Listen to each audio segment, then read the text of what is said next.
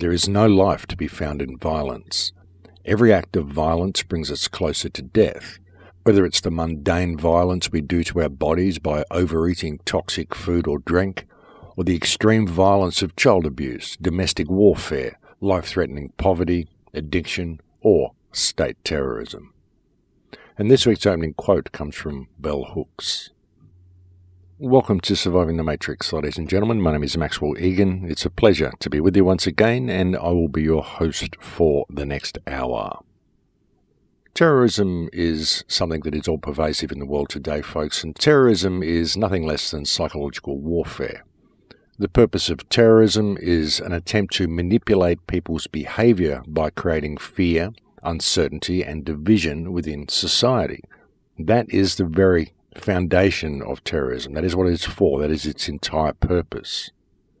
If you look up the definition of the word terrorism in the Oxford English Dictionary, it's defined as violence or the threat of violence carried out against civilians as a means of coercion, often for political reasons. Well, that's what it used to say anyway. That's what it says in my Oxford English Dictionary at home. I'm not sure whether it still does. They may have changed it, the way they'd like to change the meanings of words and the way they like to take words out, such as the word I often use, cacistocracy, how they removed that from the dictionary about 100 years ago. And you'll find that with other words such as terrorism, very often they change the meanings ever so slightly just to put you off course a little bit. But in my Oxford English Dictionary at home, terrorism is defined, as I said, as violence or the threat of violence carried out against civilians as a means of coercion, often for political reasons. And terrorism is one of the things that has always been used to sway public opinion ever since we created society. And in modern times, we literally see it everywhere. It's happening so much now that people have simply become accustomed to it. People have almost grown used to it. But the question is, where does it all come from?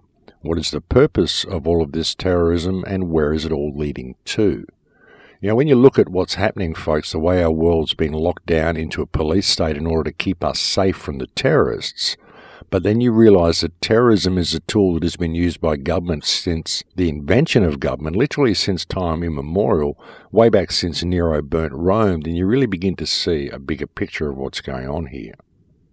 And in fact, if you can get hold of an early dictionary, you will find that terrorism was actually defined as a tool of government. And it's very important that people understand this, that is not just the way it was then, it's also the way it is now. It's the way it still is, and it's the way it's always been. You know, they changed that definition in the dictionary for a reason. It's because they don't want you to look in that direction, because the truth of the matter is that it is still going on. What governments do all the time is terrorism. In fact, the entire government operating system is based on terrorism. And that may seem like a pretty broad statement to make at such an early time, but I'll get back to that in a minute. But when you look at the terrorism that's carried out in the world, the underground terrorism that we see, the violence, the shootings and the bombings and all this sort of stuff, the real hands-on in the news terrorism that we see, when you really begin to look at all this stuff, folks, it soon becomes very apparent that all of these acts of terrorism are carried out by government. And when you look a little deeper, you see that some of them are so extravagant that really, if you didn't have ties to government, there's no way you could get away with carrying them out to begin with. And it becomes a little obvious to people when you can see it for yourself and you find that none of the mainstream media is ever addressing these points, never even taking it into account, even with the track record of these organizations. And when you look back just through the 20th century, I mean, there's so many false flag and terror attacks that were carried out by government. I actually did a show last year, I think it was last year, called A Brief History of Government False Flag Terrorism, or A Brief History of Government-Sponsored Terrorism. Something like that, I titled it.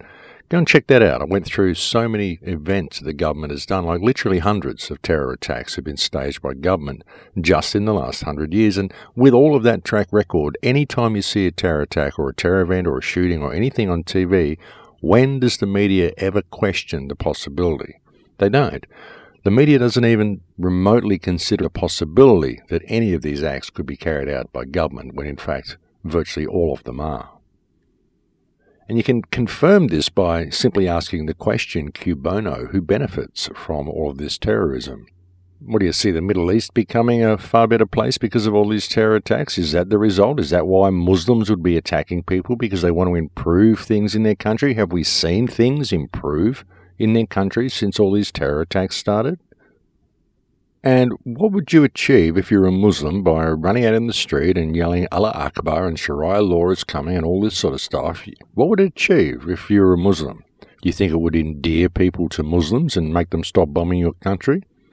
And what would be another plan? What would you do if you were someone who really didn't like Muslims and you wanted to get people to go and bomb their country? Well, perhaps you'd put on a little outfit and grow a Muslim beard and run out in the street and start yelling Allah Akbar, Sharia law is coming. You just got to look at who benefits in all of these operations, folks, and what is the ultimate result of all of this activity. All we've seen as a result of any so-called Muslim terror activity is more power to Western governments and an endless funneling of money to the State of Israel. Same result every time, regardless of where the attack is, which country is attacked, doesn't matter. Same result every time, more power to government, more aid to Israel. What a strange result. You think about it, folks, how would you even get around to do one of these? I mean, how would you get all these bombs and guns and go out and do any of this stuff that they claim these Muslims sneak into the country and do? All these Muslim extremists or brainwashed kids who suddenly buy all these weapons and put on body armor and go to school. You try and put on body armor and walk down the street and see how far you get. Try to even get out and get into your car and drive down through a couple of sets of traffic lights without anyone spotting that you're wearing body armor. And then try and get out of your car and enter into any building, doesn't matter what it is, anything like a hotel or a school or anything, carrying anything that even remotely resembles a gun. See how you go, folks, and see if you can actually get away with it, and consider that. And just ask the question, cui bono? Who benefits? What is the result of any terror attack? And the result always is more power to government and less rights for the people. That's the way it always goes. And that's why it's always been, and that's what terrorism is used for. And we see this unfolding now in the United States with the move to disarm the people of the United States, the huge push for gun control, due to the amount of shootings which are undoubtedly staged by the government themselves, simply to provide the excuse they need to remove the people of their firearms. It really does boggle the mind how people can't see this, that governments are the main purveyors and the main creators of terrorism in the world today. In fact, if we didn't have government, we wouldn't have terrorism, because even if terrorists were real, even if it was a bunch of ragtag Muslims that are annoyed at being blown up, well, they wouldn't be blown up if it wasn't for government to begin with. But the fact is that most of the terrorists we see are not Muslims from the sand dunes. These are government agents, these are CIA, these are NSA and Mossad, Israeli agents. You'll find Israeli fingerprints on most modern terror activity. You'll find it on most school shootings. If not Israeli fingerprints, then CIA, NSA fingerprints on virtually all school shootings that you see in the United States. All of these things are staged, ladies and gentlemen. None of these things are carried out by the people you think are carrying them out. And it's all been done for a reason. And that might be a really shocking thing for a lot of people out there listening, although a lot of listeners of this show probably already know this, but a lot of people who may be new to the show, it may be a bit of a shock for them to hear something like that. But the fact is that governments use terrorism all the time, and they use it in everyday life. As I said, terrorism is the underlying foundation of the government system. Now consider this for a moment, just think about it. Even the fact that the police can intimidate you the way they do, this is called terrorism, folks. This is violence or the threat of violence carried out against civilians as a means of coercion for political reasons. And it is. That's exactly what it is. A police officer on the side of the road, he is intimidating you and threatening you with violence if you do not comply with the political agenda that he is subservient to. And he's simply forcing you to be subservient to it as well under the threat of violence. And this is terrorism, folks. Now, going to court and the way you feel intimidated in court because you're scared the government may lock you in a cage, this is terrorism. This is psychological warfare. That's exactly what the government does to the people all the time. Terrorism is the only way they can get people to stay in check, and it is the subtle terrorism, the subtle fear of authority, the subtle fear of punishment, the subtle fear of violence or the threat of violence being carried out against you. That is what is used to coerce you into compliance, and that, my friends, is terrorism by definition. The problem is that people don't notice it because it's introduced to them subtly. They're indoctrinated into just accepting terrorism as being a part of their everyday life. We call it obedience. We call it respect for authority. We call it corporal punishment. Back in the old days, it used to be when your parents gave you a smack. At school, it was when they used to give you the cane. Or when they keep you behind at school, they make you stay after hours, they give you extra work, all of this sort of stuff. Everything that you do in school, you do under fear of punishment if you do not do what you are told. This is terrorism, psychological warfare, psychological manipulation, forcing you to comply, not teaching you in a manner that you will learn, but forcing you to comply to someone else's way of thinking, and doing so under the threat of punishment. That's what the education system is, and the foundation of that system is the subtle use of terrorism. Now, people don't notice it in school. They just see it as a respect for authority, and so it is subtly instilled into them, and they become more accepting of it as they move out into society, because then society uses these same terrorist tactics in order to coerce them into compliance. That's the way the system works. And that's the only way the system can work.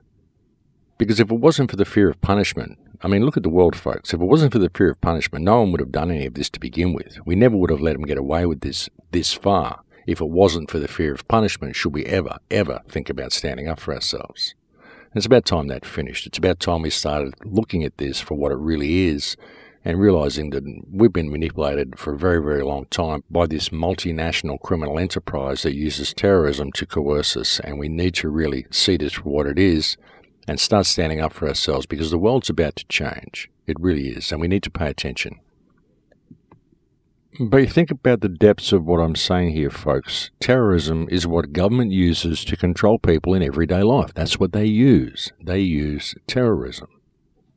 You think about it, anything that you are forced to do, any regulation you are forced to comply with under threat of violence being done against you if you do not comply, anything that you are forced to do under threat of punishment, this is psychological control, psychological manipulation, and this is terrorism by definition. Think about the gun debate. Think about the gun control, those people who will not give up their last line of defense, those people who wish to protect the United States by standing by the Second Amendment and keeping their right to protect the nation from tyranny. Those people will face terrorism from the government. They will face agents of the state who will come to their house and they will use terrorism in order to disarm them. And if they do not allow themselves to be disarmed, then these agents of the state will go further and they will murder them. That, my friends, is terrorism. That is government-sponsored terrorism. That is what the police force is. They are government-sponsored terrorists. Sure, there's a lot of good things the police do. They save people in road accidents. They do all sorts of good stuff, but that is what we employ them to do. All the other stuff, all the law enforcement that they do is not law enforcement. It is terrorism. Because government itself is terrorism. The entire foundation of government is terrorism. Taxes under the threat of violence are terrorism. Anything that threatens that you should be locked into a cage if you do not comply is terrorism. And this is what governments do. It's what governments are. And that's what we've got, folks. As I said last week, the world is run by a multinational, multi-generational criminal cabal of ruthless people who use manipulation of the money supply, warfare and terrorism to coerce the populations of the world into compliance, and every one of these governments is working together. That's what all these shootings have been about. That's what all of these trade agreements have been about. Really, when you look back at the last 10 or 20 or even 30 years, even longer than that, you look back and you look at this trail of destruction and you look at the plans of the elite, and everyone's been trying to figure it out, and everyone's known that this whole new world system is going to come online, but nobody's really known what it is. And you don't really get it. You don't really see the bigger picture until you realize, as I said, that all the governments are working together. It's one big entity. There are no enemies here. They're all working together to achieve a common goal. Now, across Europe here, this whole One Belt, One Road system is coming online, this whole Chinese trade agreement. There's new railways being built here through Spain, being built all across Europe. This whole system is coming online, folks. That's just the way it is. There's little news articles coming out now how China wants to stop trading in the US dollar. It wants to start trading in its own currency. It's starting to fight back against the United States As much as we see Donald Trump imposing trade tariffs against China, and China responds by imposing trade tariffs against the United States. If you're going to do it, then we're going to do it back, because it's not really backing down anymore. The world isn't really looking at the United States as being the big superpower, the big threatening force that it once was. It might be militarily, but it no longer is economically. The only reason the United States continues to maintain its stranglehold over things is because the United States currency is the world reserve currency. The US dollar is the world reserve currency.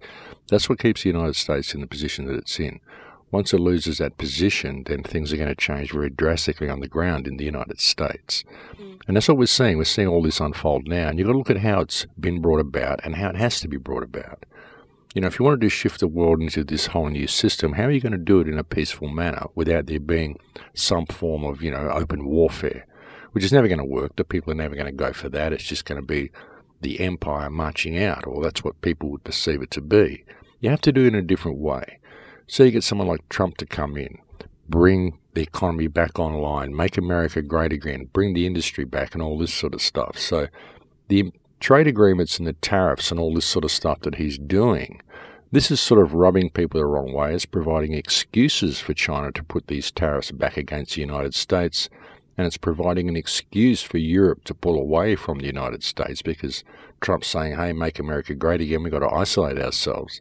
So this creates the excuse for Europe to do this. It creates the excuse for China to step in and say, hey, we'll pick up the slack that the United States just dropped. So we'll take over things from this point.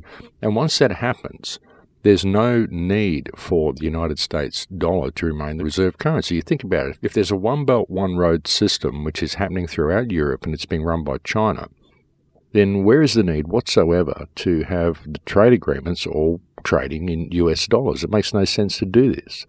It's in Europe, so if anything, you'd be using the euro, but if it's going to be run by China, well, wouldn't you be using their currency? It makes sense for this to happen, and it makes sense for it to shift over to a cryptocurrency, which China is actually in the process of creating their own national cryptocurrency at the moment. So you can see where all this is going. And again, when you look back, you see that the United States has got itself massively in debt. Who has it got itself in debt to? China, of course. It didn't borrow money from the World Bank. It didn't borrow from any of these other sources. It got itself in debt to China. So now you have Trump come along, create all these trade agreements, create all these tariffs, all these new things, make America great again. Basically, all he's doing is pulling America away from the rest of the world, and he's creating the excuse for the rest of the world to basically take out on their own. The children are now leaving the parent, and the parent is going to be left floundering. That's the way it's sort of going to be. And they have to disarm the people of the United States before this will happen, of course. I mean, when you think about this, the damage that it's going to do to the United States economy when the United States loses its position as the world's reserve currency, it's going to really change things on the ground for a lot of people in the United States. It's going to change the United States completely. And it may have a lot of military, may have a lot of guns, may have a lot of bombs, but the military is scattered. They're all over the place. They can't really defend the country because they're out attacking everywhere else. So they're not really much help to anybody. And the United States is due to change. This is why countries have been rubbing shoulders with China so much. This is why the Australian government has been rubbing shoulders with China way back when John Howard got ousted from office, and even before that. I mean, John Howard was over there rubbing shoulders with China anyway, but the government straight after that, I mean, the Prime Minister can actually speak Chinese. That was one of the main draw cards for that guy. They wanted him to go over there and liaise with China. And all this has been going on for quite a while, folks. This whole thing has been theatre, and it's all leading towards the same point. And it's all about this whole smart system that they've always wanted to bring online. And we're seeing elements of it everywhere. You know, the 5G grid is coming online everywhere. Massive rollouts in England at the moment. Huge funding by the British government, something to the tune of £25 million for 5G projects on the anniversary of the UK's digital strategy. They worked out this strategy a year ago, and so now they've announced they're going to put $25 million into rolling out 5G. Of course, they won't put even 25 cents into rolling out any blankets for the homeless, but they'll put $25 million into rolling out this 5G system. And it's coming online in every country, folks, and make no mistake about that. That's the thing. It's in Russia, it's in China, it's in Australia, it's in Iran, it's in all the countries who are pretending to be enemies with each other. They're all rolling this same system out, ladies and gentlemen. And all the terrorism that they stage, and all the animosity that they stage towards each other, and all these wars and all this stuff, it's all contrived in order to create the environment where they could roll this system out and the people would accept it. That's what it's been about all along. It's very important that people pay attention to this because we still have a window to change it. I mean, look, the system, the communication system, it's going to go ahead. They're going to do it. But as I keep saying, the problem is that the world is run by criminals, and that's who's controlling the transition. I mean, we could have this communication system. We can have all the technology that we're getting. We don't have to have it being run by millimeter wave, 5G, which is going to be very, very bad. Just the health aspects of it alone are quite horrendous. But, there's a lot of disinformation being put out about that as well. A lot of people think as soon as 5G comes online, we're all going to get cooked in microwave. Well, it's not going to be like that. The possibilities are there, but of course they're going to be very subtle in the way they use it. And there's a lot of fear-mongering so that when 5G does come online and everyone doesn't suddenly get incredibly sick, everyone's just going to go, oh, it was all fear-mongering and there's nothing to it anyway. But there is. There's a lot more to it than what people believe. There's a lot underneath the surface.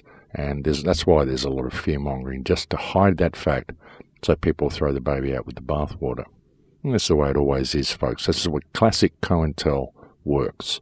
You always embellish the truth to the point that it becomes unbelievable, and when the sky doesn't fall on the set day, everyone throws the baby out with the bathwater, and then you're able to continue what you wanted to do to begin with, and that's the way they always play it.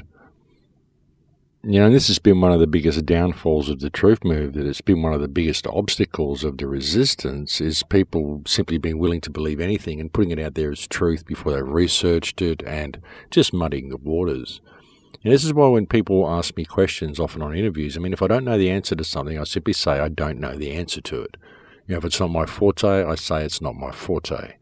Because very often in a lot of the stuff that people put out there online, you'll find that all they've really got to go on is information that I've got from other people, which was simply their opinion on something, and you don't know how true it was, and then someone takes that opinion and they create an opinion out of that, and it just further muddies the waters. You find that very few people actually have first-hand information regarding much of the stuff they're talking about. It's just like that, folks. And it gets to a point where you don't know what to believe anyway.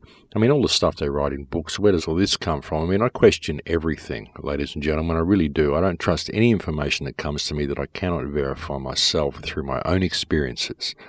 Sometimes books can be helpful, sometimes online information can be helpful, sometimes talking to people can be helpful.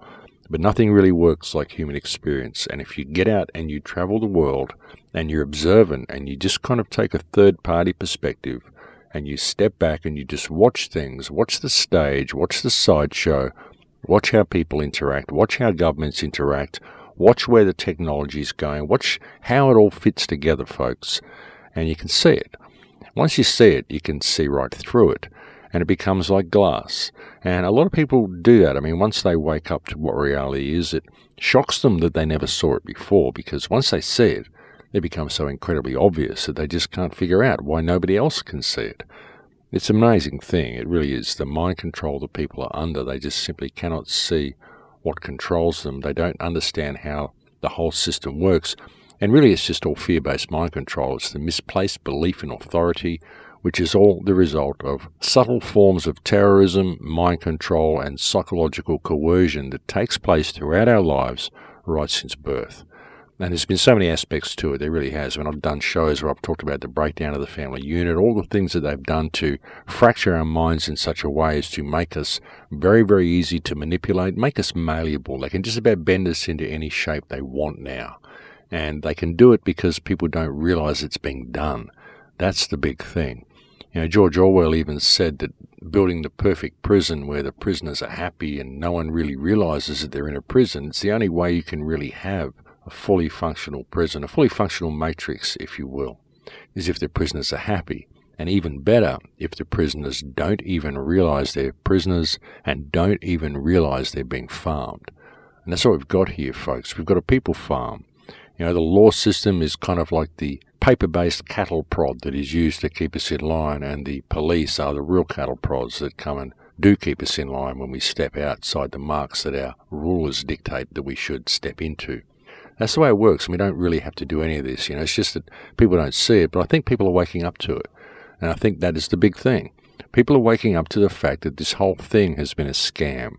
All of these governments are working together. They're all working towards the same goal, and you can see it once you step back and look at it. You realise that it's just people here, and we're all working together. Everybody's in the same boat. Doesn't matter what nation you're in. There's no reason for the French to hate the Germans, or the Spanish to hate the whoever, or the Greeks to hate the whoever, or anybody to hate anybody. There's no reason for anybody to be having any war with anybody. No reason for the Saudis to be fighting the Yemenis. No reason for the Palestinians and the Israelis to be fighting together. There's no reason for anybody to be fighting anybody. The whole thing has happened because of fear-based mind control and the programming that's been put into people's minds through the subtle use of terrorism right throughout their lives, and they simply don't know it. Even fear of the other nation coming to get you, this is terrorism, folks. This is putting fear of something in you which simply doesn't exist. The fear of nuclear war, this is terrorism. There's never going to be a nuclear war. Just the fact that they tell you these bombs exist and they're going to blow you up one day, this is terrorism. Just telling you that, folks, because that keeps you in line, and that's why they do it. It's the same as being threatened with having the cane at school. It's the same as being threatened with having to wear a dunce hat and sit in the corner. It's the same as being excluded from some excursion at school, just being left out in some way, being ostracized in some way. The fear of that happening to you, the fear of punishment, is what keeps you in line. And that, my friends, is terrorism. And that is what our entire society is based on. And when you really step back and look at it, you can see it. In fact, it becomes so starkly obvious when you do see it that you wonder why you never saw it before. And you wonder why this is why we've been trained to bring up our children, and why society is so accepting of this type of terrorism and mind control being inflicted upon children. Because that's what it is. And it's getting even more subtle, because now all it takes is the fear of being locked out of the system, the fear of not being able to use your iPad or get likes on Instagram, the fear of not having your face out there, the fear of not being able to access the internet. That's all it takes for someone now. That's all it takes to keep them in line. And all this, even our dependence upon the internet, the way it's been done and the way it's now being controlled and curtailed and moved into this place where you have to use your thumbprint and all this sort of stuff. And if you don't do the right thing, you will be locked out by social crediting. Even the social crediting system itself is terrorism. And it's important that we recognise this. But I think we've reached break time here, folks, so I'll leave it there for now, and we'll go and have a break. Thank you for joining me on the air today. It's always a pleasure to have your company, and I'll speak to you again in a few minutes. Don't go away, there's plenty more to come. And welcome back, ladies and gentlemen. So when you really look at the way our whole society is based on fear-based mind control, everything about it is based on fear-based mind control and the subtle use of terrorism, you really begin to see just how dysfunctional Western society really is.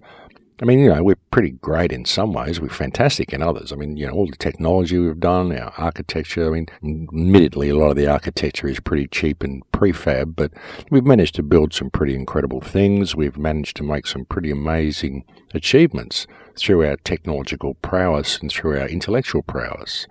But when you look at this substructure of Western society, you look at the divide and conquer mechanisms that are all put in place, the subtle use of terrorism and mind control to do everything, and you really begin to see where we went wrong and why we have done such damage to the world. We've brought all this technology out to the world, but in doing so, we've kind of inflicted our mentality upon them.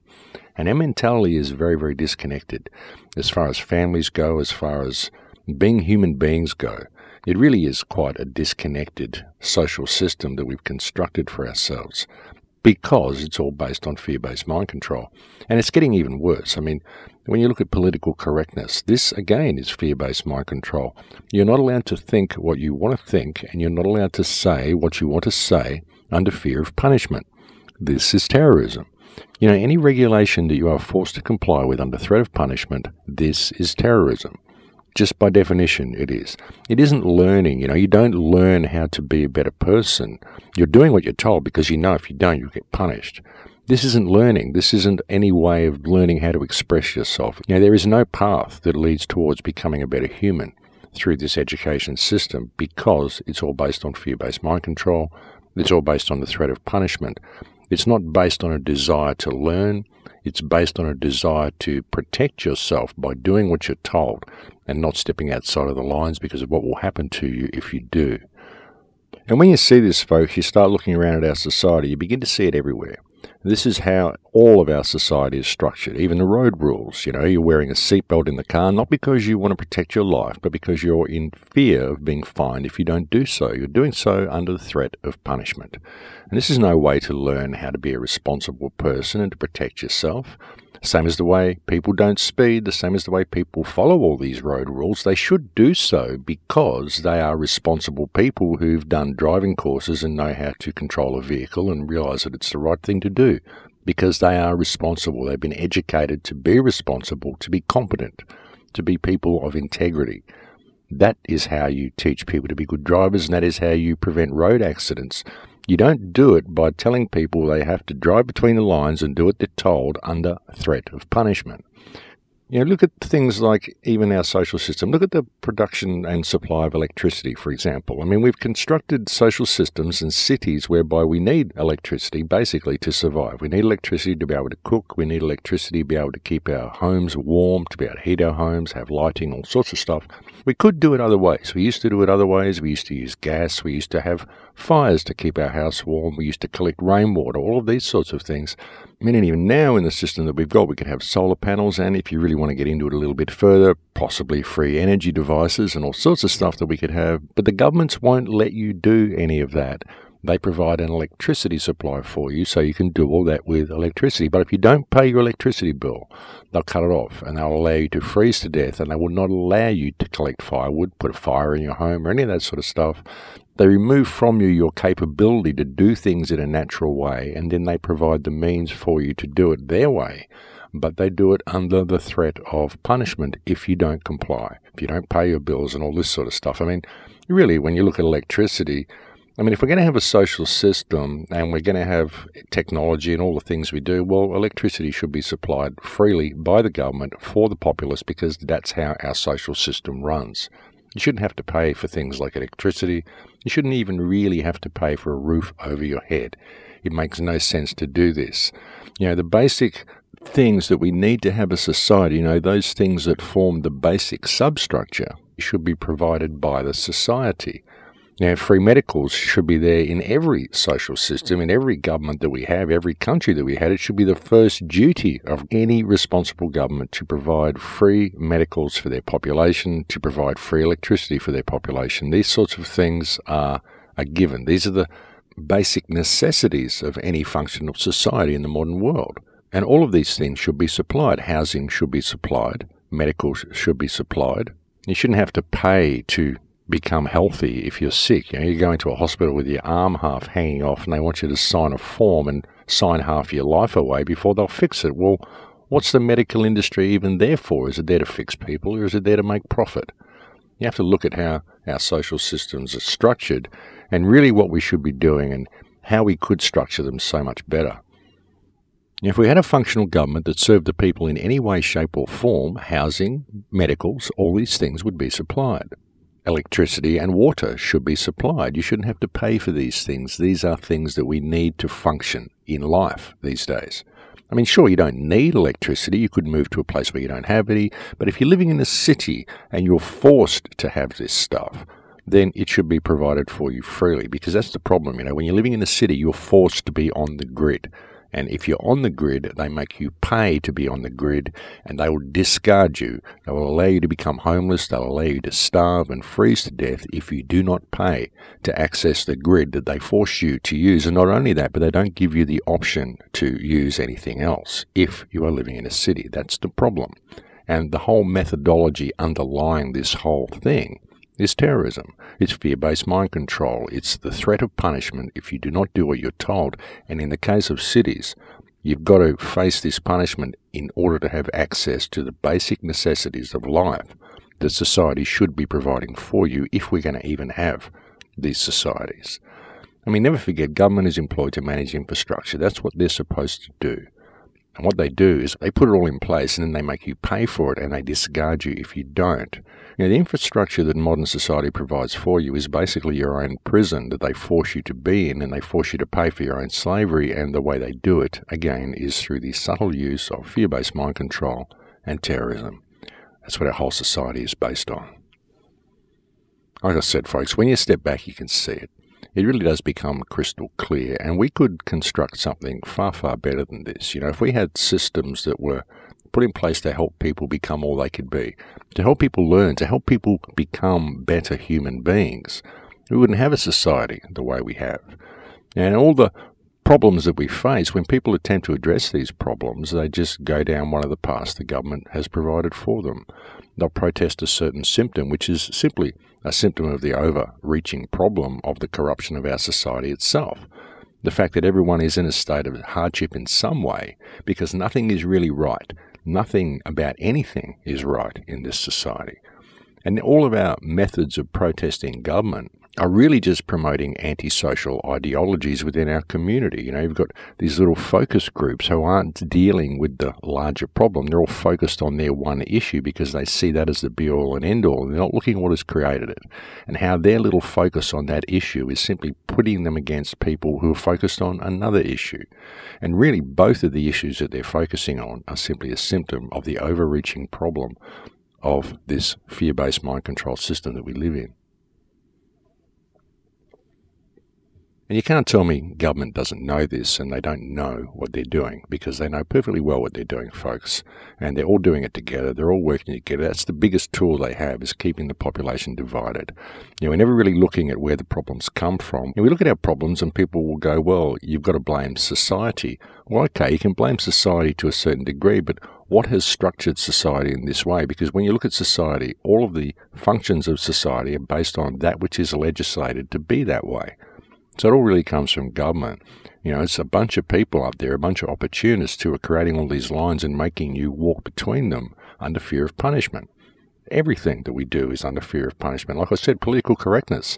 You've got to think the right way, say what I want you to say, don't offend anybody under fear of punishment. Well, that doesn't teach anybody to be a better human being. It just causes people to repress their emotions. They end up completely stressed and on Prozac or Zoloft or something. And that's not going to fix anything. And all these things that the government brings in that it tells you it's bringing in to keep you safe and to keep people happier, all this political correctness and we need to respect each other and all this rubbish that they say, they're not doing it to get people to respect each other. You do that through proper education, through people discovering what it is to be a human being. That's how you get people to respect each other. You don't legislate it. You can't think a certain way or say a certain thing under fear of punishment. That is not making a better society. That is making a far more destructive society, because you're causing people to bottle their emotions up and never be able to express them. You're causing massive amounts of stress in the human psyche by even suggesting that such a system be put in place. And all it does is lead to a further degradation in the human condition, because most of the people in society are simply not prepared to really look at the root cause of the problem and what has caused society to be the way it is, which again is because it's been legislated to be that way by politicians who are all sitting in abuse of the office that they hold. I mean, I've gone through this so many times, folks, but the politicians are controlling people in such subtle ways, and all of it is based in fear-based mind control, and people are simply too scared to call it, and often too frightened to even look at it or admit that it may be true. But when you step back and look at our society, folks, you see it in every single aspect of our society, even in employment. You go to your job, you've got to do what you're told, you've got to do this under fear of being sacked, because if you be sacked, you'll have no money and you'll get out in the cold, you'll starve, you'll freeze, you'll die. It's all fear-based mind control, and what it does is it prevents you from ever doing what you want to do and experiencing your life to the fullest of your potential. Just keeps people corralled, keeps people under control. It's a perfect system of people farming. And that's what we have, folks. The world is run by criminals, and they're using terrorism. They always have used terrorism as a method of controlling society, and they use it on every level, from the most subtle to the most extreme. But it's about time that we admitted this and realized what we have to do, the inner work we have to do to change things. Because we do have to do this inner work, folks, and what we have to do is discover ourselves, rediscover ourselves, and respect ourselves enough to actually stand up for ourselves and call things for what they are. We can't do this anymore. We can't allow the system to just continue going where it's going, leading into this smart grid, leading into this psychological dictatorship that it is leading into. And, it's already a psychological dictatorship, but it's going to be far worse if we allow this whole system, like everything I've outlined for you today. Imagine when all this is being run by an algorithm that has all of these politically correct and socially correct and economically correct parameters programmed into it, and that's what we end up with. A lot of people have been talking about the AI as well and how it's all moving over to AI and that's what's going to be controlling it. And there's people that are working to try to program empathy into the computer and they don't really understand it. Empathy is a feeling. It's something that you feel. It's not even something that you can put into words. So if they're programming empathy into a computer, how can this even be done? Now, empathy could be great in a computer, not a problem, but what is that empathy based on? Is it basing that empathy on its concept of human emotions, on the concept that people should never have harm done to them, on the concept that people should never be offended by harm being done to them? Because if so, then it's basing that empathy on political correctness, and this is not empathy, it is in fact everything we are standing against. That's the thing. You can't program empathy into a computer because empathy is a human emotion.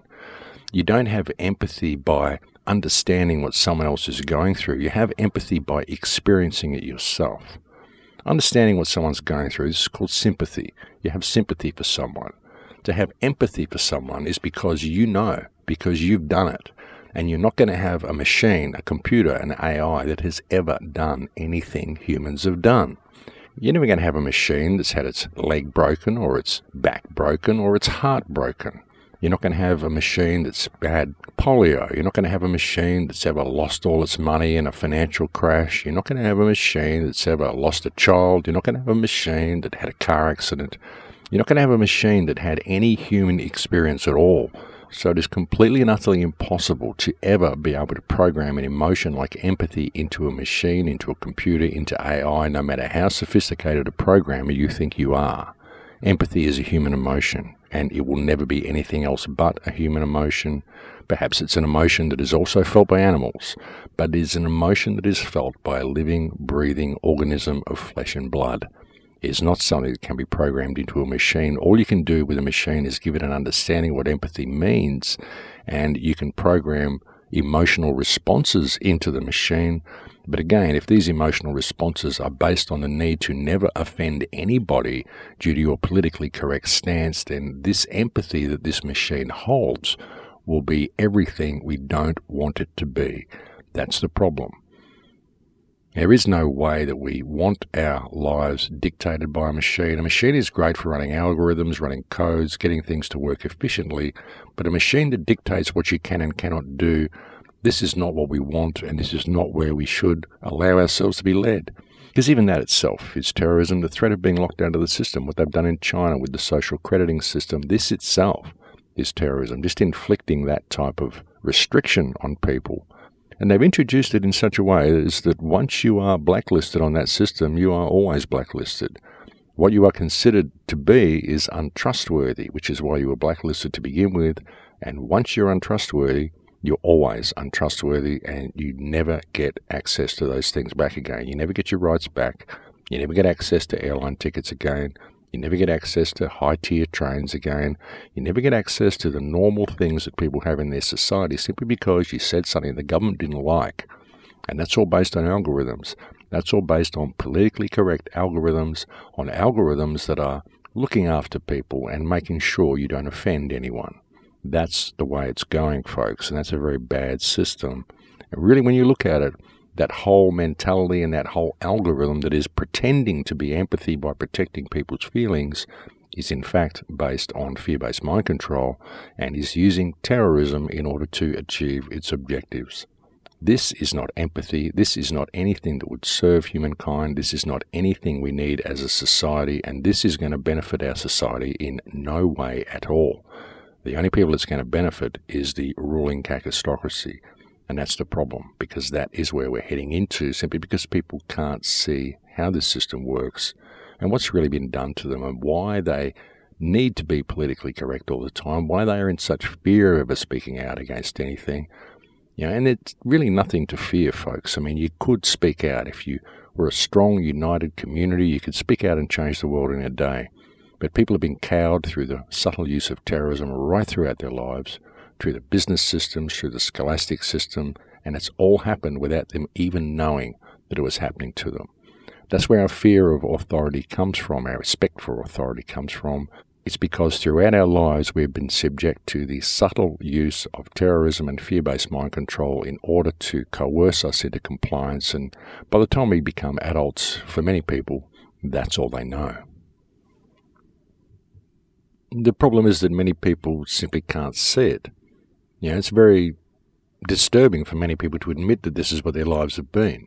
And of course the government does what it can to keep the people in a state of complacency all the time, gives you little social gifts, will build a new park for you or a new playground or something like that. So it offers out certain appeasements to the people to keep them happy, to make them think that everything's good. But really, it's all done so that they simply don't notice the system that they're actually living in and the fear-based mind control that they're living under.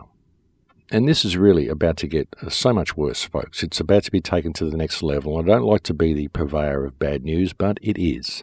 Now, with this whole 5G grid that's coming online, the whole smart system that's coming online, it's about to be taken to the next level. And you think about it, as I've often said, underlying the 5G system is the fact that it can be used as an active denial grid. Active denial is microwave cannons. It's setting up no-go zones. That's what you can do with 5G. Imagine if you're in a system where you are blacklisted by the algorithm to the degree that you simply can't go in certain areas. It'd be possible to set up control zones to keep you locked into certain areas. They could keep you locked in your house if they wanted to. I mean, if you actually exploited your social credits to the point that they thought you were a danger to society and they simply wanted to keep you under house arrest, well, with a smart grid, they could set up an active denial zone right around your home, and you would have to order food to come into your home and all that sort of stuff. The computer would do it for you to make sure that you're all looked after, because it would have empathy, it would be caring about you, making sure you are supplied with all the necessities of life. It's just that you can't leave your home. They can do that with the 5G grid. I mean, these 5G towers that they're putting up, the relay stations, they cover very, very short distances. The millimetre wave, it's a very, very short wave. That's why they've got to put up so many posts everywhere.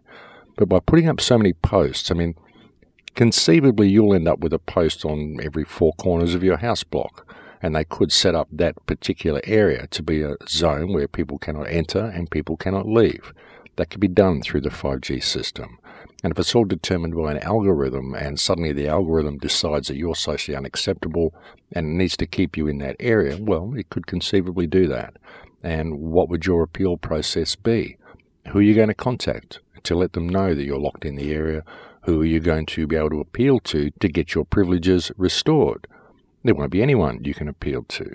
And admittedly, I mean, that's been taken to a worst-case scenario, and it may seem like science fiction to some people, and maybe it is science fiction.